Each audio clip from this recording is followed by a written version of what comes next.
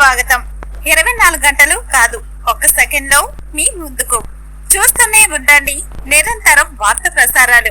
కోదాడ పట్టణంలోని 12వ వార్డులో ప్రజాస్వామ్యానికి ప్రాణం మీ ఓటు అనే నినాదంతో అభ్యర్థులు వినూత్న కార్యక్రమాలు చేపడుతున్నారని డాక్టర్ జిగిని ప్రసాద్ తెలిపారు. ఓటర్లు డబ్బులు, ప్రలోభాలకు లొంగకుండా తమ ఓటును అమ్ముకోకుండా అవగాహన కల్పించేందుకు ఈ ప్రయత్నాలు చేస్తున్నామని ఆయన చెప్పారు. ప్రజాస్వామ్యాన్ని బలోపేతం చేయడంలో ప్రతి ఓటరు బాధ్యత కీలకమని ఆయన పేర్కొన్నారు.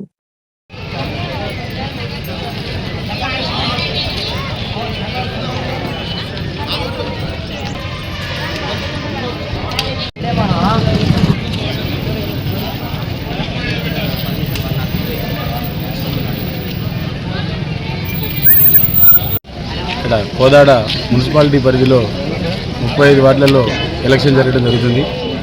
ఈ ఎలక్షన్లో భాగంగా మేము స్వచ్ఛందంగా ఓటర్లని ప్రభావితం చేయడం కోసం ఓటు హక్కు వినియోగించుకోండి, ఓటుని దుర్వినియోగం చేయొద్దు, ఓటుని వినియోగించుకోండి అనే ప్రచారంతో ఇక్కడ వీళ్ళందరినీ అరేంజ్ చేయడం జరిగింది.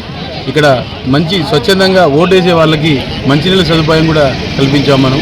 ఇక్కడ అందరూ కోదాడ పట్టణ ప్రజలందరూ కూడా మంచి నాయకత్వాన్ని ఎన్నుకోవాలని కోరుకుంటూ జై జై భారత్.